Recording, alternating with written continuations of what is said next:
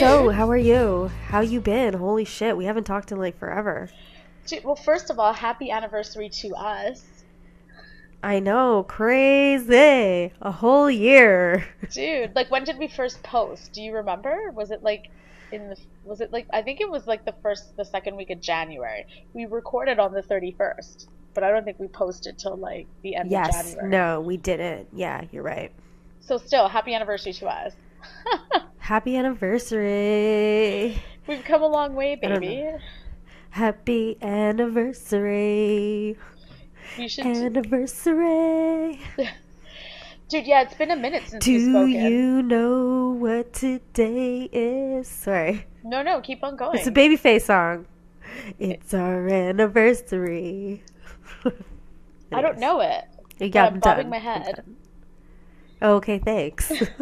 Who was it? Who It's sang it? Babyface. Who? Babyface. Who? Babyface. Oh, Babyface. Yeah. Yes. Oh, okay. I'm gonna have to look it Yeah. up though, because I'm so white. Dude, I wanted. What? Anyways. Yo, Guy, I watched... Okay, go. no, go. No, you go. Tell me. No, I was just gonna say I wanted to start a new hashtag and a new concept and like hashtag Ghetto Valley. You want to start a new one? And A call new- it Ghetto Valley? I call it hashtag Ghetto Valley because I feel like we're both Ghetto Valley. We are. Like we have Like, Valley totally, like... and we have Ghetto. Yeah. Absolutely. I feel Yeah, like I'm totally down with that. there's like a whole contingent of us out here, but mainly we're the like, the queens of it. You know what? You know what the fucked up thing is? Is what I was gonna say when you were saying your thing and I was gonna interrupt you and say what I was gonna say What were you gonna say? was, okay, I was watching this YouTube video with Jeffrey. Okay, I don't know if you're familiar with him. No, But with he who? kind of, I don't know, I don't like calling him a him because he identifies himself as a woman, and I just want to respect how he wants to be identified. Oh, I he's assume he trans. wants to be identified with a she. I'm not sure. Okay, because I watch what's his face from Queer Eye, Jack? JVN, Okay. and he always refers to himself as a she. So I'm like, I don't know. But anyways, I don't watch enough of Jeffrey's videos to determine that, but I watched this video with him or her.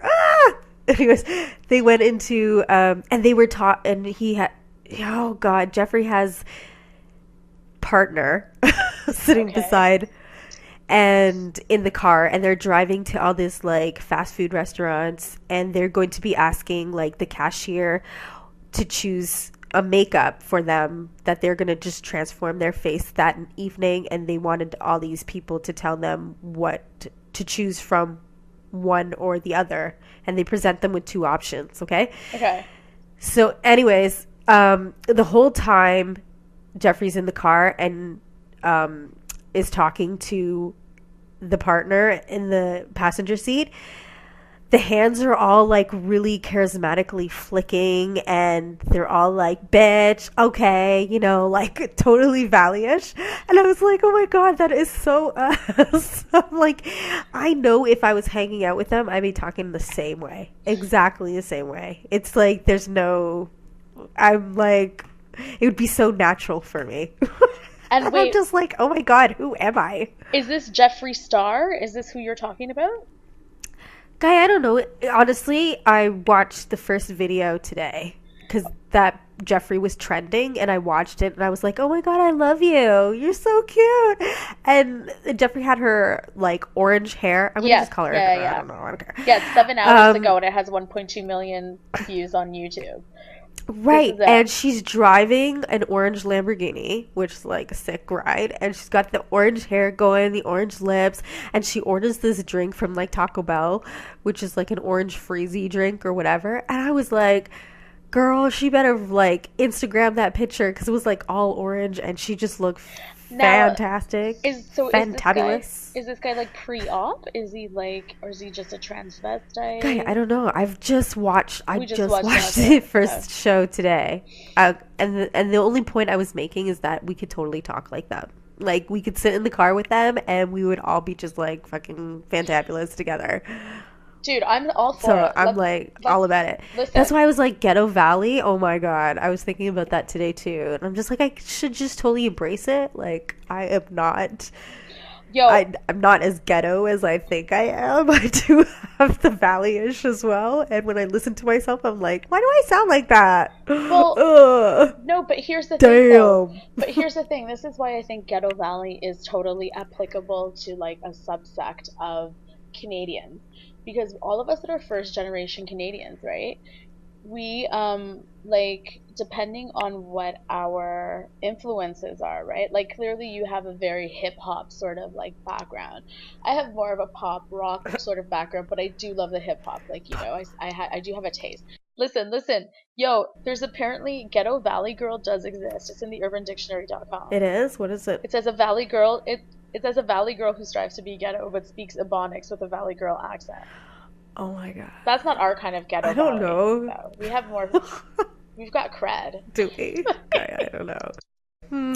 I'm suburbia. But I'm right saying, there. no, but we got cred, man. We got cred. I'm telling us we have cred.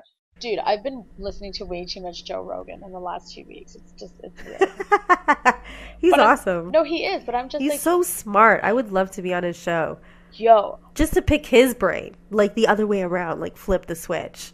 It'd be like the VR experience with Joe Rogan. but I think we could go. I think we could go head to head with him though. He's pretty intense. He's pretty fucking intense.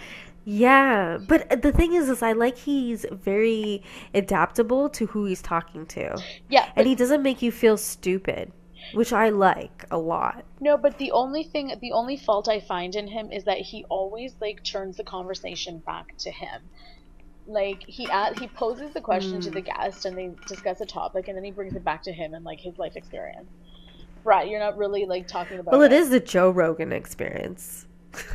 What was that? No, well, you know, like I usually watch. I don't watch like full podcasts. I'll watch like the excerpts that he puts on. Yeah, on YouTube. So I've never really watched a full episode to know that. But I mean, I don't really find that myself. You dig I it. think he's always like trying to engage them, and I think by him trying to engage, he tries to open up himself, so to allow the other person like to be vulnerable, to allow the other person to be like, okay, well. you're being vulnerable, I'll be vulnerable as well. Exactly.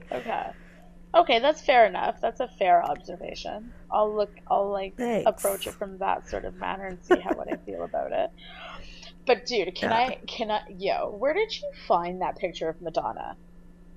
That is the most Guy, disgusting it's thing. online. Guy, listen. Well, it was a moment on Twitter, and when I saw it, I was like, what the fuck? I didn't even know she got a butt implant. And then like they pointed it out when she did like this dance with Ariana, and she had this like skirt that was really high, which showed the lower half of her buttocks, and you can full out see like they're full out like big cantaloupes there. Dude, and they're round, they're not even blending in with the leg. But listen, so I'm just like, ugh. no, but Yeah. I was just, it's so funny that you posted that because the other day, like yesterday or this morning, apparently Scarlett Johansson is like fighting back. Apparently these things that they're called deep fakes, I think, like, and there's technology out there that superimposes somebody's image and make like fake porno and like fake pictures like that. So I think this is what this Madonna picture was. I think it was like, apparently this software is readily available to people and they can just superimpose like a person's likeness on the other person, or just like move and shift around things to make it seem, and it's so authentically like it looks like it's real. There's no way in hell Well, those are two different events, and they have it on video. And she also responded to all of because this is just like everybody blew up on Twitter about it. And she's like, fuck everybody else's opinion. No one asked for it kind of thing. I'm just paraphrasing, but she said something to that effect, which kind of confirmed, but not that she actually did get that. So you think that she has? She said that she did the butt implants. Yeah. Because you see it on like videos, and the videos are really like fuzzy, which kind of is reminiscent of somebody that's videotaping it on their phone and not being sturdy and they don't have a very good camera, and you can see the butt implants, and she's dancing, and it just looks odd. It looks like somebody that had butt implants, but not very good So ones. you think she's sliced open her like butt cheeks and implanted there? Yeah.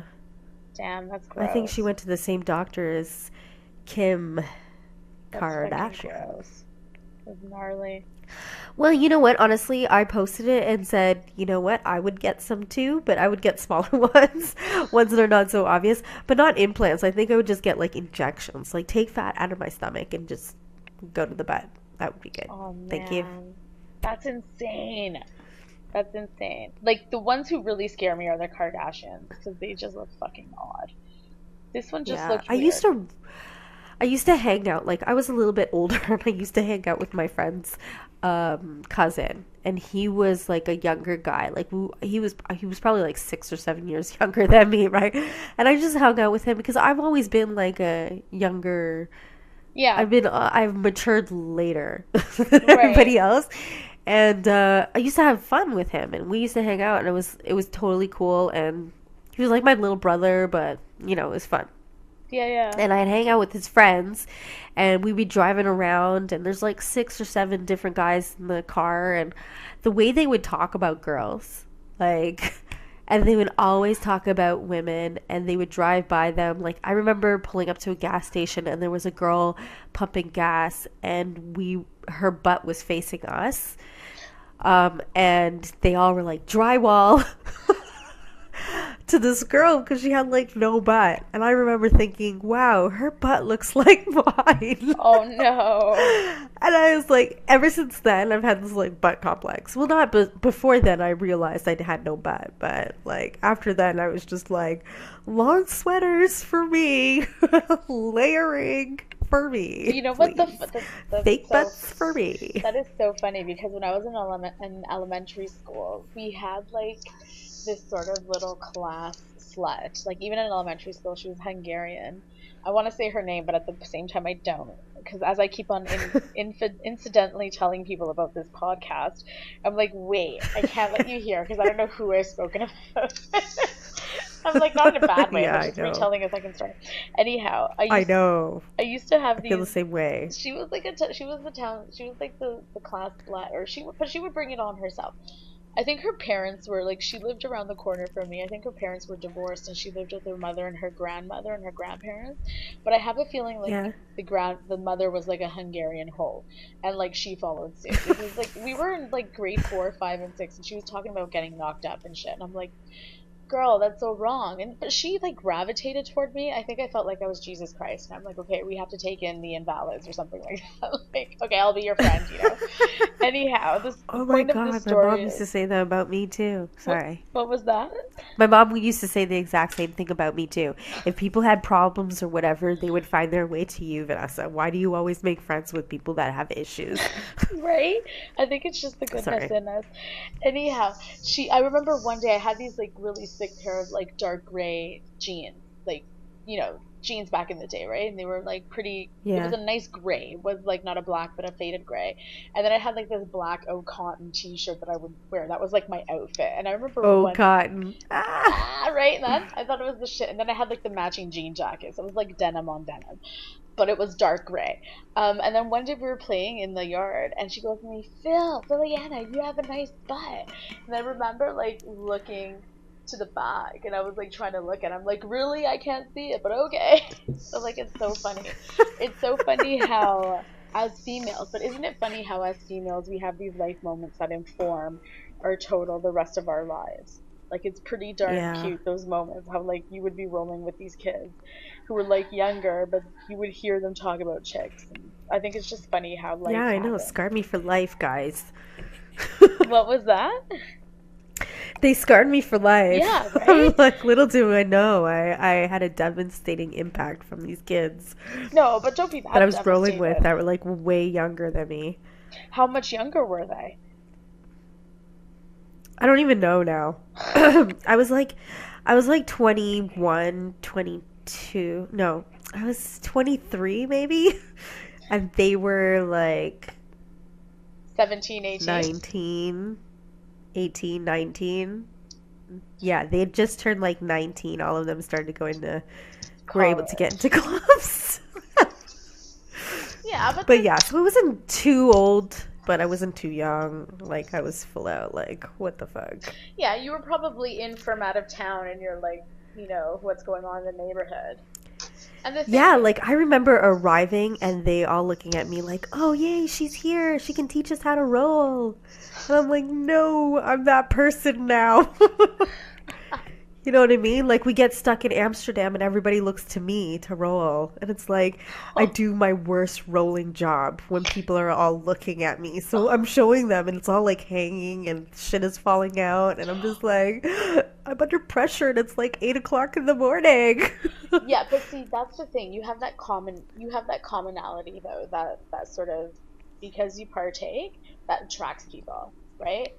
Birds of a Ugh, feather. I don't like it. Well, birds of a feather flock together. I don't think there's anything wrong with that. I'm a normal person. I'm not a stoner. I am normal. I can have an intelligent conversation with people. Most people look at me and don't know that I'm a stoner. I prefer that. Yeah, but I don't Like, I classify even you as a carry this stoner. persona as, like, I don't smoke. No, but I don't think Even you. though I'm, like, No, in the closet. I have several friends. I'm coming out, people. It's legal now. No, but I have I several smoke. friends who do smoke, but they're not stoners. They're all highly productive individuals. I think it's Yeah. more. I think it's more they use it medicinally for the anxiety to sort of help them focus. I told you the girl that I worked with, she'd come in stressed out, and then she would have the oil. I guess it was hemp oil, or maybe she had the actual pot, and she would put it in her what's it called? Her vaporizer, and then she would smoke it as a vapor. And the laser focus she would get within 2 minutes. She would quiet down, and then she would just go through the whole day. I was so impressed. I'm like, oh my god, I see it now. Like, I don't know that I could do it because I would just go into a dark place. I think that stoners work best when they are doing tasks that are repetitive. Yeah. Like, if you have something like creative that is repetitive, like if you're an assembly line of, like, I don't know, cake decorating, and you have like all these little beads that you need to do for the cake, and it's like you constantly have to do the same motion over and over again, like hundreds of times, to get these little beads. Like, somebody like that would be perfect. Like, I remember watching this guy doing a mural on a wall on Queen Street, and I was thinking to myself, how perfect would it be for a stoner to do that?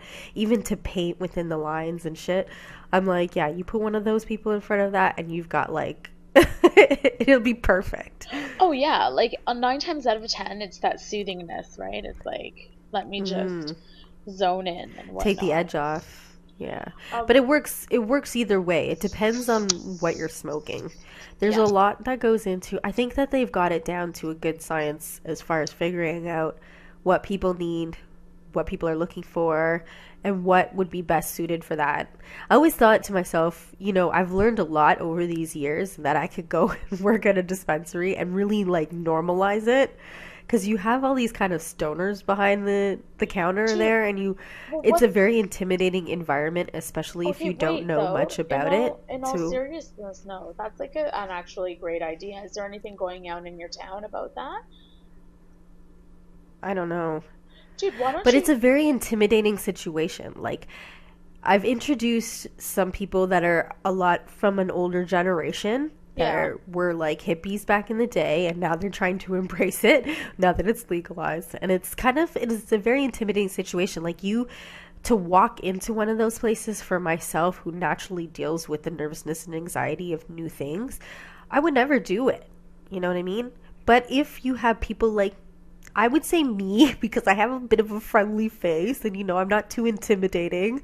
So, and then just kind of like really breaking it down to more of a symptom-based kind of thing. And I don't know, just sort of creating some sort of validity to it, in a sense.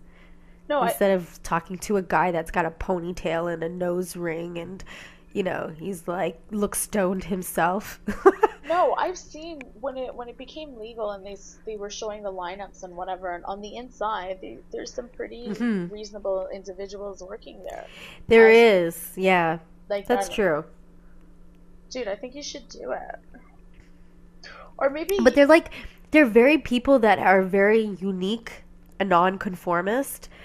Yeah. And or hipsters, you know, that have this like sort of elitist mentality. I fucking hate hipsters, yo.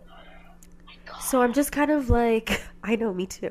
So I'm just kind of like, you need people that are just normal, like run of the mill, like this is no big deal. Like you've walked into a variety store and somebody's like, whatever, behind the counter. You know what I mean? Yeah. Like they don't need to, I don't know.